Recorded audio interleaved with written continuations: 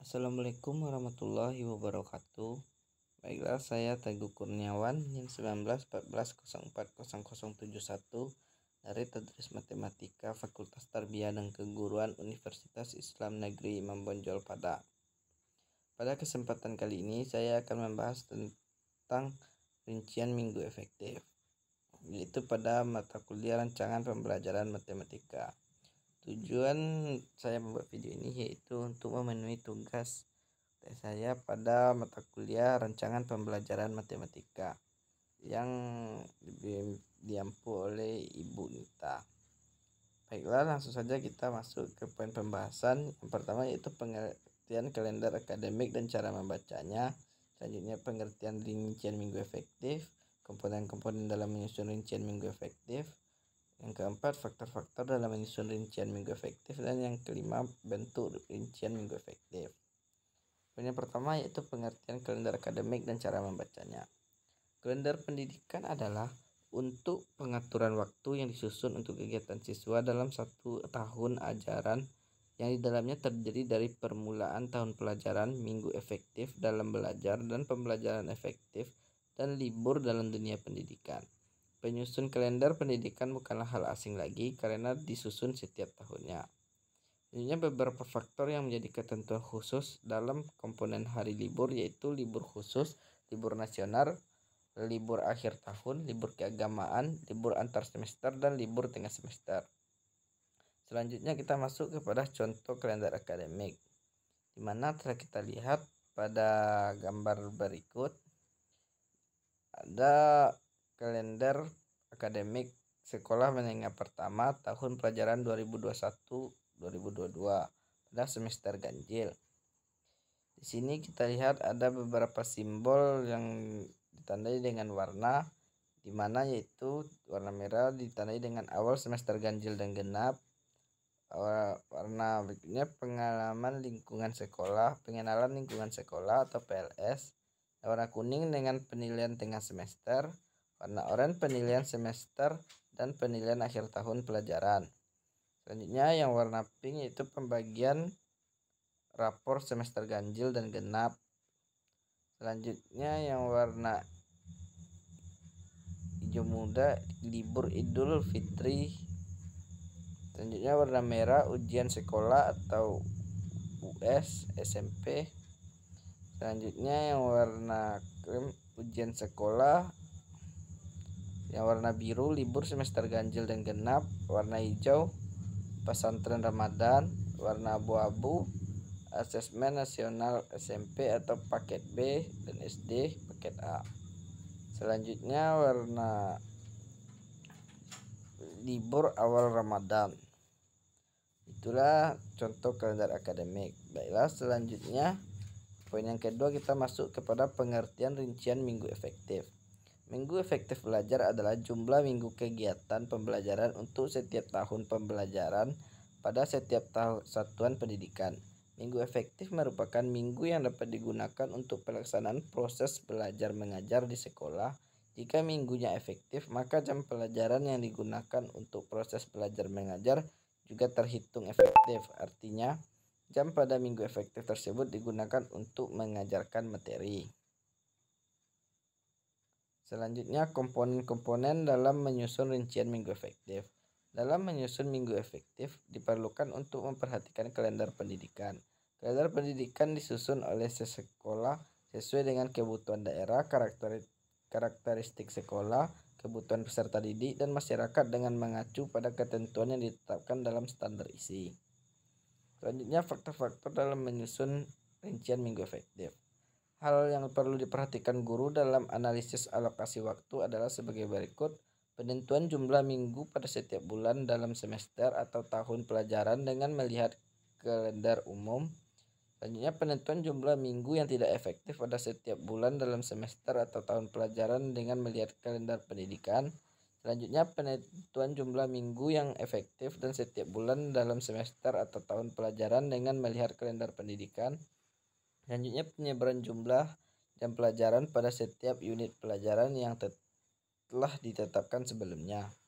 Selanjutnya, pengalokasian jam pelajaran untuk ulangan harian kalau ada, atau ulangan tengah semester dan ulangan akhir semester. Selanjutnya pembagian jumlah waktu atau jam pelajaran efektif dalam 1 tahun atau 1 semester ke semua unit secara proporsional dan semua jenis ulangan. Baiklah, selanjutnya kita masuk kepada contoh rincian minggu efektif. Dimana yang pertama kita buat nama sekolah yaitu SMA Negeri 9 Mandau. Selanjutnya mata pelajaran matematika wajib kelas 10 semester ganjil genap tahun pelajaran 2021-2022. Dimana terdapat di dalam kolom yaitu semester ganjil bulan Juli 2021, Agustus, September, Oktober, November, dan Desember. Di kolom minggu efektif terdapat ada jumlah minggu, ada minggu yang tidak efektif dan ada yang efektif. Dan kolom berikutnya ada keterangan. Begitu juga dengan semester genap.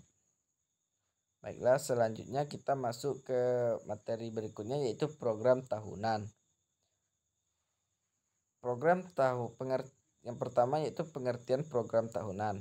Program tahunan merupakan program umum setiap mata pelajaran yang disebut setiap awal tahun pelajaran. Program tahunan merupakan pedoman untuk mengembangkan program semester, mingguan, dan program harian. Komponen-komponen program tahunan meliputi identifikasi satuan pendidikan mata pelajaran tahun pelajaran, standar kompetensi dasar, alokasi waktu, dan keterangan. Selanjutnya sumber yang digunakan dalam pengembangan program tahunan.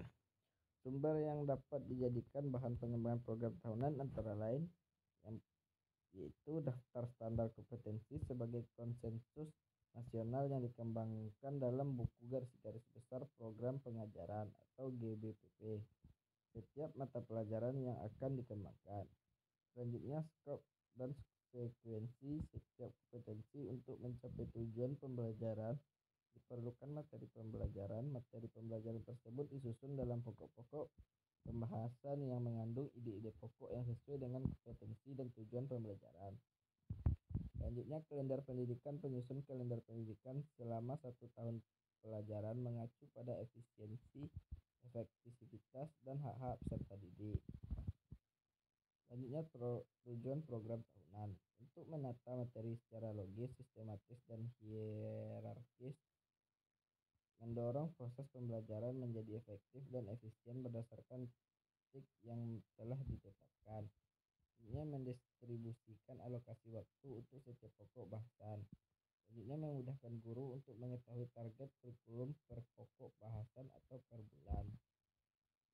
Selanjutnya komponen program tahunan. Komponen program tahunan atau PROTA meliputi identifikasi, kompetensi inti, kompetensi dasar, alokasi waktu, dan keterangan. Selanjutnya langkah-langkah penyusunan program tahunan.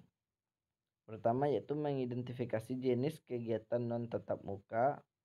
Selanjutnya menghitung pokok bahasan. Selanjutnya menghitung alokasi yang tersedia dari GBPP untuk setiap jenis kegiatan. Nah, dari langkah-langkah ini dapat kita lihat ada contoh program tahunan. Mana yang pertama mata pelajaran yaitu matematika. Satuan pendidikan itu MTSN Suranti. Selanjutnya kelas 7 tahun pelajaran 2021 dan 2022. Di mana kita terdapat kompetensi inti dan kompetensi dasar. Selanjutnya yaitu program semester. Program semester yang pertama yaitu pengertian program semester. Program semester adalah program pengajaran yang harus dicapai selama 1 semester. Selama periode ini diharapkan para siswa menguasai pengetahuan, sikap, dan keterampilan sebagai satu kesatuan utuh. Selanjutnya program semester adalah program yang berisikan garis-garis besar mengenai hal-hal yang hendak dilaksanakan dan dicapai dalam semester tersebut. Program semester merupakan penjabaran dari program tahunan. Isi dari program semester adalah tentang bulan, pokok bahasan yang hendak disampaikan, waktu yang direncanakan, dan keterangan-keterangan. Selanjutnya komponen-komponen program semester. Identitas, yaitu nama satuan pendidikan, mata pelajaran, kelas semester atau semester, dan tahun pelajaran. Isi yaitu materi pokok, kompetensi dasar, alokasi waktu, bulan dan minggu, dan keterangan. Selanjutnya, unsur-unsur yang perlu diperhatikan dalam menyusun program semester. Unsur-unsur yang biasanya terkandung dalam program semester meliputi tujuan, pokok pembahasan, metode mengajar, media dan sumber, evaluasi pengajaran, dan waktu. Selanjutnya, langkah-langkah penyusunan program semester. Pertama yaitu memasukkan KD, topik, dan subtopik bahasan dalam format program semester. Selanjutnya, menentukan jumlah jam pada setiap kolom minggu dan sejumlah tatap muka per minggu untuk mata pelajaran. Selanjutnya, mengalokasikan waktu sesuai dengan kebutuhan bahasan topik dan subtopik pada kolom minggu dan bulan. Selanjutnya, membuat catatan atau keterangan untuk bagian-bagian yang membutuhkan penjelasan. Selanjutnya, manfaat program semester. Pertama yaitu mempermudah seorang guru dalam proses pembelajaran selama satu semester. Selanjutnya, sebagai petunjuk arah kegiatan dalam mencapai tujuan pembelajaran yang dilakukan. Selanjutnya, sebagai pola dasar dalam mengatur tugas dan wewenang bagi setiap unsur yang terlibat dalam kegiatan pembelajaran. Selanjutnya, sebagai pedoman kerja bagi setiap unsur baik guru maupun murid. Sebagai alat ukur keefektifan suatu proses pembelajaran sehingga setiap saat dapat diketahui ketepatan dan kelambanan kerja. Selanjutnya, untuk bahan penyusunan data agar terjadi keseimbangan kerja. Selanjutnya yaitu untuk menghemat waktu, tenaga, alat-alat, dan biaya. Selanjutnya yaitu contoh program semester, di mana terdapat satuan pendidikan, mata pelajaran, kelas atau semester, alokasi waktu yaitu 4 jam per minggu. Terdapat di dalamnya yaitu kompetensi dasar, kolom materi, dan indikator. Selanjutnya ada alokasi waktu dan minggu atau minggu ke dan semester. Selanjutnya ada kolom keterangan. Nah, selanjutnya kita masuk kepada penetapan KKM atau kriteria ketuntasan minimal. Pengertian KKM atau kriteria ketuntasan minimal yaitu istilah kriteria dalam pendidikan sering juga didengar dengan kata tolak ukur atau standar. Kriteria paling rendah untuk menyatakan peserta didik mencapai ketuntasan dinamakan dengan KKM. KKM adalah kriteria paling rendah untuk menyatakan peserta didik mencapai ketuntasan apakah peserta didik dapat melanjutkan pembelajaran selanjutnya atau kompetensi dasar berikutnya. Selanjutnya, komponen-komponen dalam penetapan KKM. Pertama yaitu kompleksitas. Kompleksitas adalah tingkat kesulitan dari masing-masing mata pelajaran. Selanjutnya yaitu daya dukung sarana. Dalam PP 19/2005, setiap satuan pendidikan wajib memiliki sarana yang meliputi perabot, peralatan pendidikan, media, buku, dan sumber belajar lainnya, bahan habis pakai, serta perlengkapan lain yang diperlukan untuk menunjang proses pembelajaran yang berkelanjutan. Selanjutnya, intake siswa, yaitu tingkat kemampuan rata-rata siswa. Selanjutnya, prinsip-prinsip dalam penetapan KKM. Yang pertama yaitu penetapan KKM merupakan kegiatan pengambilan keputusan yang dapat dilakukan melalui metode kualitatif dan kuantitatif. Selanjutnya, penetapan nilai kriteria ketuntasan minimal dilakukan melalui analisis ketuntasan belajar.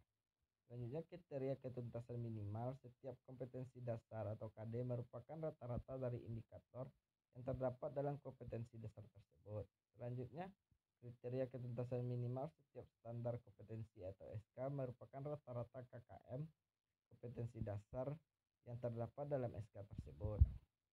Selanjutnya, fungsi dari KKM yaitu yang pertama sebagai acuan bagi pendidikan dalam menilai kompetensi peserta didik sesuai kompetensi mata pelajaran yang diikuti. Selanjutnya, sebagai acuan bagi peserta didik dalam menyiapkan diri mengikuti penilaian mata pembelajaran. Selanjutnya, dapat digunakan sebagai bagian dari komponen dalam melakukan evaluasi program pembelajaran yang dilaksanakan di sekolah. Selanjutnya, merupakan kontrak pedagogik antara pendidikan dengan peserta didik dan antara satuan pendidikan dengan masyarakat. Selanjutnya, merupakan target satuan pendidikan dalam pencapaian kompetensi tiap mata pelajaran. Selanjutnya, langkah-langkah dalam menetapkan KKM. Penetapan KKM dilakukan oleh guru atau kelompok guru mata pembelajaran. Nah, contoh dari KKM yaitu pertama, satuan pendidikan.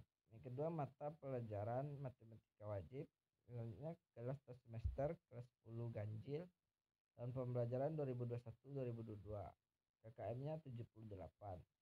Nah, pada contoh KKM ini terdapat beberapa kolom. Yang pertama yaitu kolom kompetensi dasar, yang kedua indikator, dan kolom selanjutnya yaitu terdapat kriteria penentuan ketuntasan. Pada kriteria penentuan ketuntasan ini terdapat pula 3 bagian yaitu kompleksitas, daya dukung, dan intek. Nah, yang terakhir yaitu KKM atau IPK. Nah, selanjutnya setelah kita menentukan hal-hal tersebut, kita jumlahkan total indikator dan kita jumlahkan total IPK-nya tadi. Selanjutnya kita bagi total IPK-nya dengan total indikator, maka dapatlah hasil KKM tersebut. Baiklah, selanjutnya yaitu kompetensi inti dan kompetensi dasar atau KI dan KD. Yang pertama yaitu pengertian analisis KI dan KD. Kompetensi inti atau KI berdasarkan pengertian Permendikbud nomor 21 tahun 2016, KI merupakan tingkat kemampuan untuk mencapai standar kompetensi kelulusan yang harus dikuasai peserta didik. Kompetensi inti dirancang untuk setiap kelas. Melalui kompetensi inti, sinkronisasi horizontal berbagai kompetensi dasar antar mata pelajaran pada kelas yang sama dapat dijaga. Selain itu, disinkronkan vertikal. Selanjutnya, kompetensi dasar atau KD merupakan perpaduan dari pengetahuan, keterampilan, nilai, dan sikap yang direfleksikan dalam kebiasaan berpikir dan bertindak. Dalam hal ini, kompetensi diartikan sebagai pengetahuan, keterampilan, dan kemampuan yang dikuasai oleh seseorang. Selanjutnya, contoh dari KI dan KD. Yang pertama yaitu analisis KI dan KD.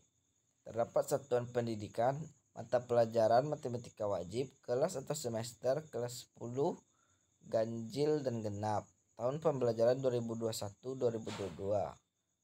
Selanjutnya ada kompetensi inti terdapat yaitu KI1, KI3, dan KI4. Mana pada semester ganjil terdapat kompetensi dasar, indikator, materi, ruang lingkup, dan alokasi waktu.